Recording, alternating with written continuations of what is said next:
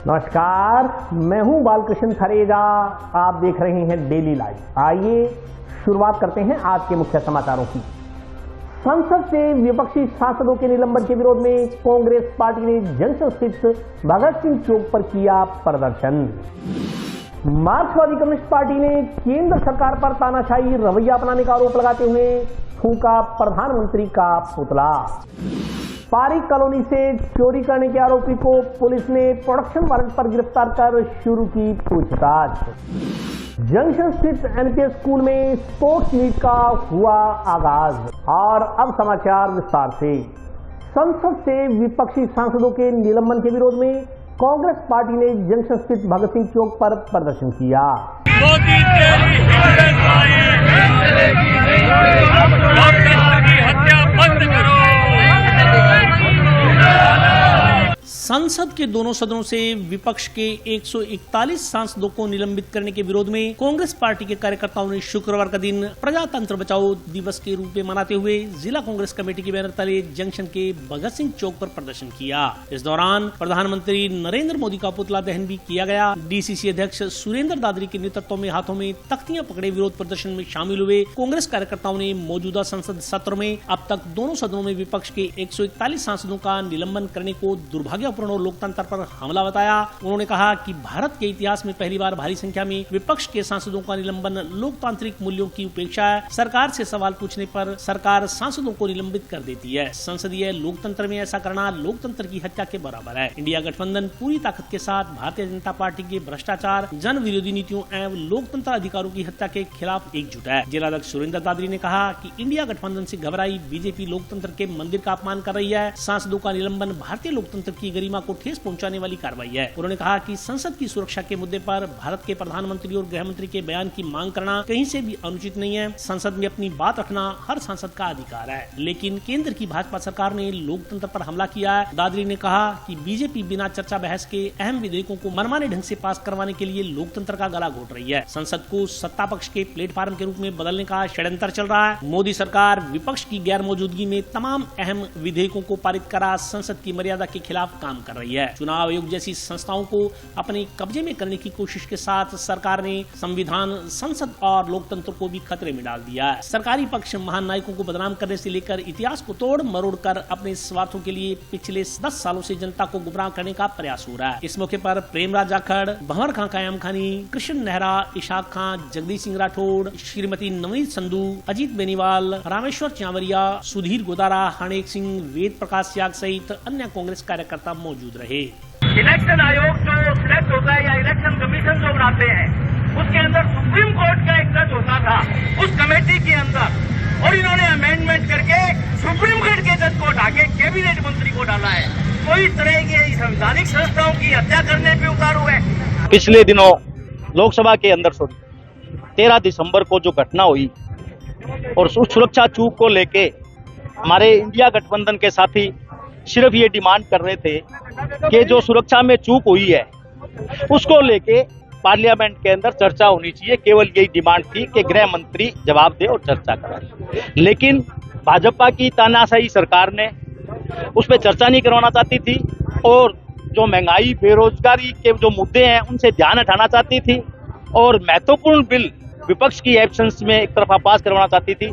इसलिए हमारे 141 सांसदों को गैर कानूनी तरीके से लोकसभा और राज्यसभा में इन्होंने निष्कासित किया और आजादी के बाद भारत के इतिहास में ये पहला अवसर है कि इतने 141 सांसद एक साथ जो है निष्कासित किए गए। ये केवल इसलिए निष्कासित किए गए कि मुद्दों से देश की जनता का ध्यान हटाना था और ये बीजेपी की सरकार संवैधानिक संस्थाओं को नष्ट करने पे तुली हुई है, लोकतंत्र की हत्या करने पे तुली हुई है। जैसा हमने पिछले सालों में देखा कि चुनी हुई सरकारों को किस तरह से ये खरीद फरोख्त करके गिरा रही थी, तो वो भी इनका एक लोकतंत्र की हत्या करने की एक साजिश थी।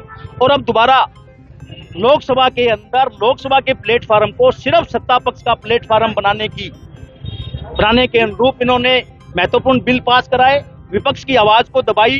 तो कांग्रेस पार्टी जो है आजादी की लड़ाई में भी किसी से नहीं डरी और ये डरने वाली नहीं है और हम भाजपा के खिलाफ, एनडीए के खिलाफ मजबूती से लड़ाई करेंगे और इस लोकतंत्र की हत्या नहीं होने देंगे। उसी कड़ी में आज अखिल भारतीय कांग्रेस कमेटी के निर्णय से राजस्थान प्रदेश कांग्रेस कमेटी निर्देशानुसार पूरे राजस्थान में जिला मुख्यालयों पे प्रजातंत्र बचाओ दिवस मनाते हुए नरेंद्र मोदी का पुतला जलाया है। जो है मुद्दा प्रजातंत्र बचाओ दिवस के लिए है, फिर भी आप पूछ रहे हो तो ये कांग्रेस के जो आप कह रहे हो हमारे साथी सब आ जाएंगे, कोई भी अविश्वास प्रस्ताव पास नहीं होगा। ये भी एक विपक्ष की जो है लोकतंत्र की हत्या करने की साजिश है। ये हनुमानगढ़ में भी यही है कि विपक्ष को कुचलने का प्रयास किया जा रहा है और हमें से विपक्ष उनसे डरेंगे नहीं और निश्चित रूप से हम हमारे मिशन में कामयाब होंगे। ये आप बड़ा आगे का सवाल पूछ रहे हो कि हमारे वो कांग्रेस के परिवार के सदस्य हैं और वो निश्चित रूप में हमारे साथ आएंगे, तो आज निष्कासित की बात कहां से आ गई? अविश्वास प्रस्ताव पे साइन है नहीं है ये आप बता रहे हो, हमने तो देखे नहीं अविश्वास प्रस्ताव पे साइन। लेकिन जब अविश्वास प्रस्ताव आएगा तो हमारे कांग्रेस के साथी उस अविश्वास प्रस्ताव के खिलाफ वोट देंगे। इसलिए आज जो आप स्थिति पूछ रहे हो वो स्थिति नहीं आई। आज का जो कार्यक्रम है, जो 142 सांसद हमारे 143 सांसद विपक्ष के मोदी सरकार ने जिनको निलंबित किया था, उन सांसदों के विरोध प्रदर्शन के लिए यहाँ आज हमारी जिला कांग्रेस कमेटी के सभी कार्यकर्तागण इकट्ठे हुए हैं और हम भारत की संसद तक अपनी बात पहुंचाना चाहते हैं कि आप इस तरीके से लोकतंत्र को दबाने का काम नहीं कर सकते। आज हनुमानगढ़ का एक एक बच्चा जो आने वाले लोकसभा चुनावों के अंदर केंद्र सरकार की तानाशाही को मिटाकर और उसे बदलने का लोकतंत्र के माध्यम से काम करेगा, इसीलिए आज यहाँ पे विरोध प्रदर्शन का कार्यक्रम किया गया था। जो वेल में कूदा वो किसके पास के ऊपर आया और जो बेटी को कुश्ती से इस्तीफा देना पड़ा, अपने कुश्ती के कैरियर को छोड़ना पड़ा, उसके लिए कोई क्यों नहीं बोला। तो इस तरीके से जो विपक्ष की आवाज को दबाने का काम किया जा रहा है, तो उस विपक्ष की आवाज को बुलंद करने का काम आज यहाँ की जिला कांग्रेस कमेटी ने किया है और इसीलिए जिला कांग्रेस कमेटी के आह्वान पर जो हमारी प्रदेश कांग्रेस कमेटी का आदेश था और एआईसीसी के निर्देशानुसार हम सारे लोग यहाँ पे इकट्ठे हुए और मोदी का जो पुतला जला के सांकेतिक रूप से हमने अपनी बात को ऊपर पहुंचाने का काम किया है। गत दिनों जो संसद में 2 लोग घुस गए थे, उनके बारे में हमारे सांसद पूछ रहे थे, उनकी जांच कराने की मांग कर रहे थे। इस मांग को न उठाने के लिए, उनकी आवाज दबाने के लिए उन सभी सांसदों को निलंबित कर दिया गया। यह निलंबित बहुत ही गलत किया है उन्होंने। जनता के चुने हुए प्रतिनिधि थे, ये जनता की आवाज को दबाने की कोशिश की गई है। इस तानाशाही रवैये को पब्लिक बिल्कुल बर्दाश्त नहीं करेगी। प्रदेश कांग्रेस कमेटी के आह्वान पर आज जिला हनुमानगढ़ में सभी कांग्रेस कार्यकर्ताओं ने प्रदर्शन किया हुआ पुतला फूंका। अगर कांग्रेस कार्यकर्ताओं या अन्य जनप्रतिनिधियों साथ ऐसा व्यवहार करेगी तो कांग्रेस पार्टी इसी तरह डटकर विरोध करेगी। कांग्रेस कमेटी की तरफ से राजस्थान प्रदेश कांग्रेस कमेटी के आह्वान पर पूरे देश के अंदर जो लोकसभा के अंदर सांसदों का बहिष्कार जो मोदी सरकार ने किया, जो तानाशाही इन्होंने की है, सिर्फ लोकसभा के अंदर जो घुसे थे उनके लिए जवाब मांगा था, जांच की कार्रवाई के लिए मांगा था। उसके परिणाम में 150 सांसदों को मोदी सरकार ने तानाशाही से बाहर कर दिया संसद से।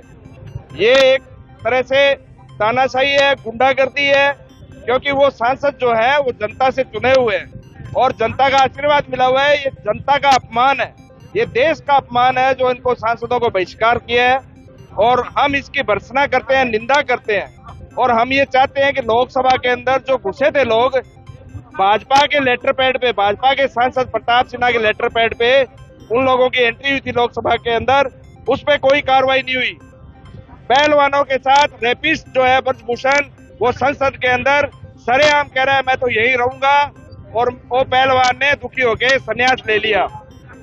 उसके बाद में रमेश भितुड़ी जो संसद के अंदर माइनॉरिटी के लोगों को, ओबीसी के लोगों को सरेआम गालियां निकालता है, उस पे मोदी की सरकार में कोई कार्रवाई नहीं हुई। इसलिए इस देश को ये 2 लोग चलाना चाहते हैं, हम इसकी भर्त्सना करते हैं नरेंद्र मोदी की।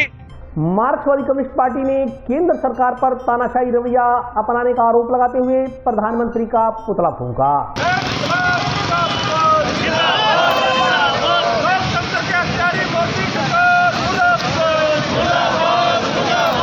विपक्ष के सांसदों को निलंबित करने के विरोध में राष्ट्रीय आह्वान पर मार्क्सवादी कम्युनिस्ट पार्टी के कार्यकर्ताओं ने शुक्रवार को जंक्शन में लाल चौक पर प्रधानमंत्री नरेंद्र मोदी का प्रतीकात्मक पुतला दहन किया। माकपा कार्यकर्ताओं ने विरोध प्रदर्शन कर केंद्र सरकार से निलंबित किए गए सभी सांसदों को बहाल करने की मांग की। माकपा तहसील सचिव शेर सिंह साक्या ने कहा कि देश की सबसे बड़ी संसद में सांसदों का सवाल पूछना ही अब गुनाह हो गया है। केंद्र की तानाशाह मोदी सरकार ने संसद में आवाज उठाने पर करीब 143 सांसदों को निलंबित कर दिया। इससे यह बात साबित होती है कि मोदी सरकार पूरे देश में जनता की आवाज को दबाने का काम कर रही है। यह सरकार देश में लोकतंत्र को खत्म कर तानाशाही करने पर उतर आई है। सांसदों के निलंबन के दौरान बिना चर्चा के विधेयक पास किए जा रहे हैं। यह आने वाले समय में देश के लिए बहुत घातक सिद्ध हो सकता है। इसके विरोध में माकपा के राष्ट्रीय आह्वान पर देश के सभी जिला मुख्यालयों व तहसीलों पर विरोध प्रदर्शन किए जा रहे हैं। उन्होंने कहा कि मोदी सरकार की इस तानाशाही के खिलाफ अब जनता सड़कों पर उतरेगी, क्योंकि हिंदुस्तान में आजादी के बाद पहली बार ऐसा हुआ है जब 143 सांसदों को एक साथ निलंबित किया गया है। उन्होंने कहा कि अगर शीघ्र ही निलंबित सांसदों को बहाल नहीं किया गया तो आंदोलन तेज किया जाएगा। इस मौके पर बहादुर सिंह चौहान, आत्मा सिंह, हरजीराम वर्मा, सुल्तान खान, इकबाल खान, ऋषिपाल, दारा सिंह, तरसेम सहित अन्य कार्यकर्ता मौजूद रहे।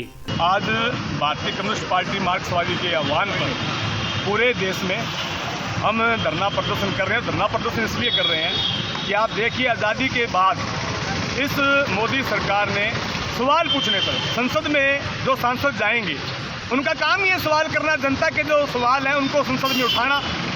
संसद में इतनी बड़ी चूक हुई, उसमें वो घुस गए और जिनको घुसने का जो परमिशन दी थी वो भाजपा सांसदों ने दी है, उन पर कोई कार्रवाई नहीं की। जब उन्होंने सवाल उठाया, विपक्ष ने, उनसे पूछा गया कि ये क्या हो रहा है, इसका जवाब दीजिए, तो प्रधानमंत्री ने जवाब देने की बजाय जिन सांसदों ने सवाल उठाया उनको निलंबन किया।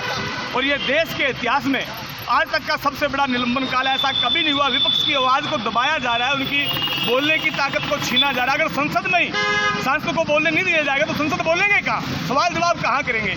इसे घोर तानाशाही कहते हैं। ये तानाशाह सरकार अपनी तानाशाही पर उतरी हुई है।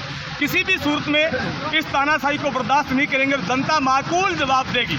जिस तरीके से धनखड़ साहब ने कहा कि मेरी मिमिक्री कर दी, मोदी जी के लगातार वीडियो आप देखिए, वो संसद में सबकी मिमिक्री करते हैं। उन्होंने ऐसे ऐसे शब्दों का उपयोग किया है जो प्रधानमंत्री की पद की गरिमा के अनुसार नहीं। लेकिन कोई बात नहीं, अभी साक्षी मलिक ने इस्तीफा दिया है, वो भी जाट है, वो कह रहे जाटों की बेइज्जती। इसमें जाटों की बेइज्जती कहाँ होगी भाई? साक्षी मलिक को जब उन्होंने अपना इस्तीफा दिया है तब उन्होंने नहीं कहा, उनके बारे में एक सवाल भी कह के दिखा दे। असल में ये संघी मानसिकता है। आरएसएस के लोग उच्च तमाम पदों पर बैठे हैं, ये संवैधानिक पद है उपराष्ट्रपति का। इस तरीके की बयानबाजी उनके लिए शोभा नहीं देती। उनको तुरंत प्रभाव से इस्तीफा देना चाहिए और जनता के सामने आना चाहिए। जबकि इस तरीके के नहीं करके सांसदों की आवाज को आप ज़्यादा लंबे समय तक दबा नहीं सकते। इसी क्रम में हमारी राष्ट्रीय पार्टी के आह्वान पर आज हमने हनुमानगढ़ तहसील में भी नरेंद्र मोदी का पुतला फूंका है। और आने वाले समय में अगर उनका निलंबन काल समाप्त नहीं करते या वो जवाब नहीं देते संसद में, तो इस आंदोलन को सड़कों पर और ऊपर और तेज करेंगे। ऐसा है, 2024 के लिए इंडिया गठबंधन बना हुआ है। अब कांग्रेस देश की बड़ी पार्टी है, आप तमाम लोग जानते हैं। फिर भी हमारा ये प्रयास है कि विपक्ष की एकता बनी रहे। ये उनको प्रयास करना चाहिए था, वो बड़ी पार्टी है, उनको संपर्क करना चाहिए था। जबकि सर्कुलर जारी हुआ है, खड़गे साहब ने वहाँ का, तो ये जिम्मेवारी कांग्रेस की बनती है। इसी अहंकार में कांग्रेस ये चुनाव आ रही है जो किसी सूरत में हारने वाली नहीं थी। कांग्रेस के अहंकार की वजह से तीनों स्टेटों में कांग्रेस सरकार आ रही है। बिल्कुल हमारी पहली प्राथमिकता है कि विपक्ष को एकजुट करने का पहली प्राथमिकता ही भारतीय कम्युनिस्ट पार्टी मार्क्सवादी की है कि हर सूरत में 2024 के चुनाव के लिए तमाम विपक्षी ताकतों को एकजुट करके बीजेपी की सरकार के खिलाफ उतारा जाए। क्योंकि जरूरी इसलिए हो जाता है कि अगर 24 में मोदी आते हैं तो हिंदुस्तान में परफेक्ट तानाशाही पैदा होगी, तानाशाही को लागू करेंगे। आज वो उसी नक्शे कदम पर चल रहे हैं। इसलिए जरूरत बनती है कि वो बड़ी जो पार्टियां हैं वो इस बात को महसूस करें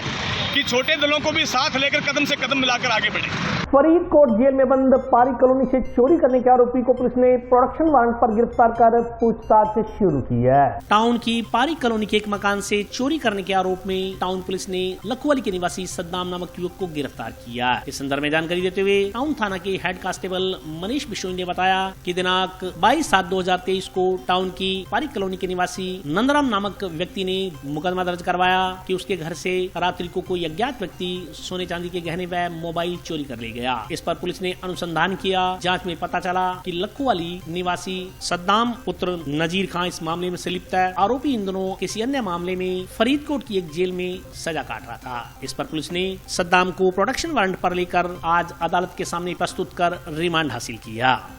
दिनांक 22/7/2023 को नंदराम ने जो निवासी पारी कॉलोनी का है उसने मुकदमा दर्ज करवाया कि उसके रात्रि के समय अज्ञात व्यक्ति उसके घर से कोई चोरी वगैरह करके ले गए, जिसमें से 2 फोन और कुछ गहने के आइटम थे, कानों की टॉप्स वगैरह, जिसपे थानाधिकारी महोदय द्वारा मुकदमा नंबर 537 दर्ज कर तफ्तीश मुझे हेड कांस्टेबल को दी गई।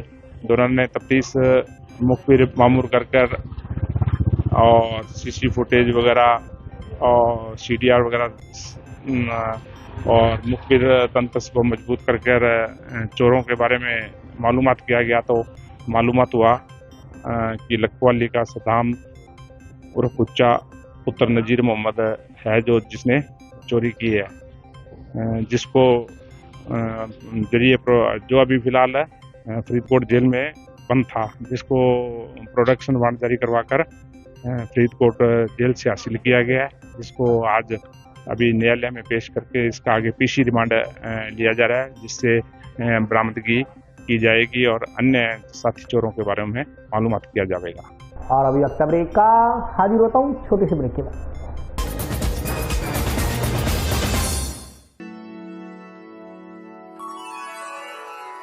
यूं तो कई बार मुझे हंसते देखा है,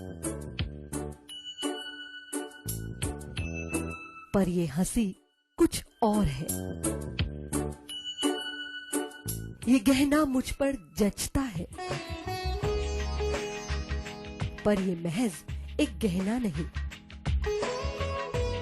ये रूपरेखा है मेरे मन की, हंसती खिलखिलाती लहरों की, जो आतुर थी अब तक मुझ पर सजने को। इसलिए ये गहना ही मेरा सच्चा श्रृंगार है, श्रृंगार है, श्रृंगार है।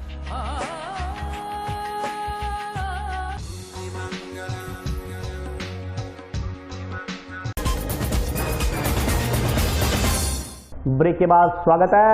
आइए नजर डालते हैं अगले समाचारों पर। जंक्शन स्थित NPS स्कूल में आज स्पोर्ट्स मीट का आयोजन किया गया। जंक्शन स्थित नेशनल पब्लिक स्कूल में आज स्पोर्ट्स मीट का आयोजन किया गया। कार्यक्रम का उद्घाटन विद्यालय की प्रशासक एवं उपखंड अधिकारी दिव्या चौधरी ने किया। इस दौरान उन्होंने खिलाड़ियों को संबोधित करते हुए शिक्षा के साथ साथ खेलों में भी भाग लेने का आह्वान किया। उन्होंने कहा, एक विद्यार्थी के लिए जितनी पुस्तकें आवश्यक हैं, उतने ही खेल भी आवश्यक हैं। उन्होंने कहा, खेल विद्यार्थी के शारीरिक और मानसिक स्वास्थ्य के लिए बहुत जरूरी है, इसलिए प्रत्येक विद्यार्थी को शिक्षा के साथ साथ खेलों में भी उत्साहपूर्वक भाग लेना चाहिए। इस मौके पर प्राचार्य श्रीमती जसविंदर सौड़ी सहित अन्य लोग उपस्थित रहे। इस दौरान विद्यार्थियों द्वारा अपने खेल कौशल का प्रदर्शन किया गया। जो पार्ट ले रहे हैं बच्चे या जो नहीं भी ले रहे, उन सबको भी बेस्ट विशेष एंड मेरा आपसे रिक्वेस्ट रहेगा कि किसी भी गेम में जीतना और हारना बहुत ही सेकेंडरी बात है। हमारा गेम में पार्ट लेना हमारी स्पिरिट शो करता है। सो आई एम ग्लैड जो भी पार्ट ले रहे हैं बहुत अच्छी बात है। We are totally indulge in the indoor activities और in the phones and mobiles. तो हमें उनसे बाहर निकल के ये एक्टिविटी करने में बड़ा अच्छा लग रहा है आप लोगों को देखते हुए।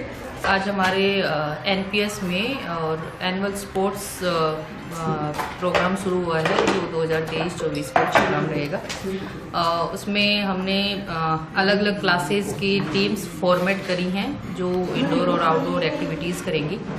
ये चीज़ें हमने इसलिए भी प्लान करी है क्योंकि आजकल हर बच्चा मोबाइल में और TV और इन सब में बिजी रहता है। सो स्पोर्ट्स उनकी मेंटल और फिजिकल हेल्थ के लिए बहुत ज़्यादा ज़रूरी है। तो ये करके हर साल स्पोर्ट्स एक्टिविटीज़ प्लान की जाती है, जो इस बार भी प्लान की गई हैं, जो बच्चों की हेल्थ के लिए अच्छा रहेगा। एंड आज यहाँ NPS में मैं यहाँ आई हूँ स्पोर्ट्स मीट के लिए। सो बच्चों की कुछ एक एक्टिविटीज़ भी देखी है उन्होंने, अच्छे से प्लान भी करी और फ्री एंड फेयर गेम्स होंगे। दिव्य ज्योति जागृति संस्थान की ओर से जंक्शन की अनाज मंडी में श्री राम कथामृत का शुभारंभ किया गया। कथा से पूर्व श्रद्धालुओं द्वारा कलश यात्रा निकाली गई। दिव्य ज्योति जागरण संस्थान की ओर से जंक्शन की अनाज मंडी में श्री राम कथामृत का आयोजन किया जा रहा है। श्री राम कथामृत का आयोजन 24 दिसंबर से 30 दिसंबर तक किया जाएगा। कथा दोपहर 2 बजे से शाम 5 बजे तक चलेगी। कथा के उपलक्ष्य में शुक्रवार को जंक्शन शहर के बाजार में कलश यात्रा निकाली गई। कलश यात्रा में शामिल श्रद्धालुओं ने सिर पर कलश धारण कर शहर का भ्रमण किया। दिव्य ज्योति जागृति संस्थान के प्रचारक स्वामी सुखदेवानंद ने कहा कि इस कथा के जरिए यह संदेश देने का प्रयास किया जा रहा है कि हमारे प्राणों के आधार प्रभु श्री राम युवा पीढ़ी के लिए प्रेरणा स्रोत हैं। युवा पीढ़ी हमारी संस्कृति को पहचाने और जाने, समाज के हित में कथा का आयोजन करवाया जा रहा है। उन्होंने कहा कि कथा से पहले कलश यात्रा निकालना शुभ माना जाता है। ये कलश भगवान के चरणों में अर्पित किए जाते हैं। ये भव्य कलश यात्रा निकाली जा रही है। ये दिव्य ज्योति जागृति संस्थान की ओर से, संस्थान के जो संस्थापक और संचालक हैं हमारे गुरुदेव आशुतोष महाराज की कृपा से हमारे शहर में हनुमानगढ़ जंक्शन में श्री राम कथा का आयोजन किया गया है, जो कि 24 दिसंबर से 30 दिसंबर, जिसका समय रहेगा 2 बजे से लेके 5 बजे तक, जिसका स्थान रहेगा अनाज मंडी हनुमानगढ़ जंक्शन। और मैं सभी शहरवासियों से अपील करता हूं, निवेदन करता हूं कि आप अपने परिवार के समेत, बच्चों के समेत इस कथा में पहुंचे और कथा में आकर के अपने बच्चों को सुसंस्कारित करें। मैं ये निवेदन आप सभी से करूंगा और एक बार फिर आह्वान करता हूं आप सभी शहरवासियों से, इस कथा में आकर अपने जीवन को सफल बनाएं, अपने बच्चों को संस्कारित करें। ये पहले भी 2016 में कार्यक्रम हुआ था। अब की बार ये भव्य कार्यक्रम जो ये 24 से 30 दिसंबर हो रहा है, आज 22 तारीख को ये भव्य कलश यात्रा निकाली जा रही है, जिसमें 501 बहनें कलश लेकर हमारे शहर के मुख्य मार्गों से होते हुए कथा स्थल पहुंचेगी। टाउन पुलिस द्वारा हेरोइन सहित पकड़े गए आरोपियों को आज पूछताछ के बाद जुडिशियल कस्टडी में भिजवा दिया गया। टाउन पुलिस द्वारा कुछ दिन पूर्व चिट्टा बेचने के आरोप में पकड़े गए 2 युवकों को आज जेसी करा दिया गया। इस संदर्भ में जानकारी देते हुए टाउन थाना प्रभारी वेदपाल शोरान ने बताया कि टाउन थाना पुलिस के इंस्पेक्टर सुशील कुमार ने कुछ दिन पूर्व मध्य प्रदेश के निवासी 2 युवकों से 700 ग्राम अफीम बरामद की गई थी, जिसकी जाँच टाउन थाना प्रभारी वेदपाल शोरान द्वारा की गई। इस दौरान पकड़े गए युवकों का पुलिस रिमांड लिया गया था, जिसमें जाँच में सामने आया कि मध्य प्रदेश के रहने वाले 2 तस्करों की मुख्य भूमिका है। इस पर पुलिस ने मध्य प्रदेश में उनके ठिकानों पर दबिश दी, लेकिन अभी उनका कोई पता नहीं चला है। सीआई वेदपाल शोरान ने बताया कि पकड़े गए दोनों युवकों को पूछताछ के बाद आज जेसी कर दिया गया है। ये अपने हनुमानगढ़ टाउन थाना क्षेत्र में कुछ दिन पूर्व हमारे थाने के सब इंस्पेक्टर सुशील कुमार के द्वारा मध्य प्रदेश के जो 2 युवक हैं उनसे 700 ग्राम अफीम बरामद की थी, जिसका इन्वेस्टिगेशन मेरे द्वारा जारी था। इनका रिमांड लिया गया था। मध्य प्रदेश में जहां से माल लेके आए उस जगह की तस्दीक की गई थी। इन्वेस्टिगेशन में ये तथ्य सामने आए हैं कि एक दल सिंह है, एक राकेश है, मध्य प्रदेश की जो तस्करी का काम करते हैं, उनकी भूमिका प्रथम दृष्टया सामने आई है। पुलिस के सामने वो अनुसंधान के लिए उपस्थित नहीं हुए अभी तक। उनके घरों पे भी पुलिस के द्वारा रेड दी गई है। अपनी उपस्थिति उन्होंने छुपा ली है।